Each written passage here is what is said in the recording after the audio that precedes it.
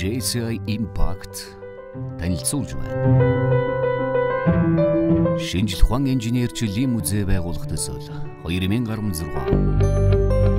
Нэгдсэн үндэсний боловсрол шинжлэх ухаан соёлын байгууллага ЮНЕСКО-гоос 21-р зууныг мэдлэгийн эдийн засаг хэмээн зарлаж, улс орнуудад анхааруулга өгөөд нэлээдгүй хэдэн жил болж байгаагийн дээр бүгд найрамдах Солонгос улс, Сингапур, Тайван зэрэг улсууд энэ жишгээр эрчимтэй хөгжихийг бидэнд харуулж байна.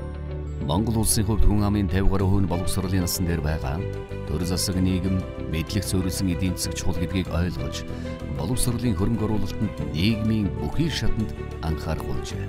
Хувийн хвшлийн байгууллагууд ч инновац суурилсан бизнесийн ач холбогдлыг ойлгож, ийм талын хамтын ажиллагааг эхлүүлэх оролдлогууд хийх нь нэмэгдсээр байна. Гэхдээ мэдлэгийн эдийн засгийн хөгжлийн гол их үүсвэр нь судалгаа, инновац, мэдлэгийн менежмент, шинэ бизнес байдаг бөгөөд үүний гол хөдөлгүүр нь инженерүүд, эрдэмтэд юм аа.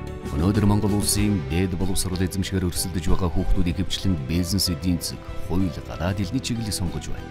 Энэ тийм ч муу биш зүйл боловч мэдлэгийн эдийн засгийг бий болгох байгалийн шинжлэх ухаан, инженерийн мэргэжлийн хүүхэд багчуудад багаас нь сурталчилж ойлгуулах нь чухал байна. Үүний тулд сүүлийн 2-3 жил ерөнхий боловсролын сургуулиуд сургалтын хөтөлбөртөө өөрчлөлт хийж дөрвтөө шинжлэгдэж байгаа.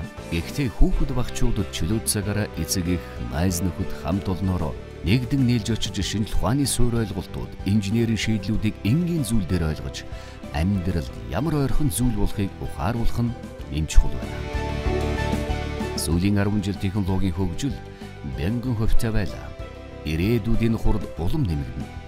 Та Монгол хүүхдүүдийг энэ хурдтай хөл нийлүүлэн алхуулахын тулд ус үүнээс хурдан байлгахын төлөө бидэнтэй хамтарч одооноос хувь нэмрээ оруулж нийгэмдээ эерэг өөрчлөлтийг бий болгоцгоё.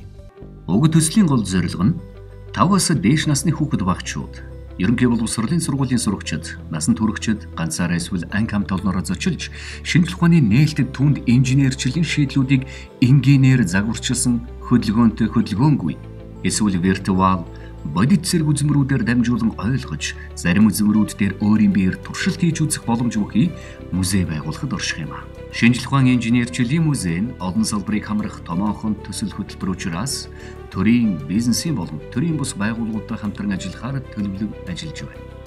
Музейг байгуулах ажилд боловсрол, соёл, шинжлэх ухааны яам, Монголын эмэгтэй инженер, технологич, эрдэмтэн, математикчдын нэгдсэн холбоотой хамтран ажиллахаар хамтын ажиллагааны санамж жүжигт гарын үсэг зураад байна. Шинжлэх ухааны технологийн шийдэл тулгуурлан үйлдвэрлэл эрхэлдэг компаниудтай мэдлэгийн эдийн засаг бүхий улс орнууд бодлогоор ийм музейг байгуулсаар байна. Жишээлбэл бүгд найрамдах Хятад ард улсад Аз тэд одоогор хамгийн том тооцогддог Шанхай шинжлэх ухааны технологийн музейг 2001 онд байгуулж, өнөөдрийн байдлаар давхарцсан тоогоор 65 сая гаруй хүн хүлээн авчээ. Бид энэ хүн музейд очиж туршлага судалгаас гадна Швед, Холбооны бүгд найрамдах Герман улс, Америкийн нэгдсэн улсын техникийн музейнүүдтэй танилцсан болно. Back to Impact. JCI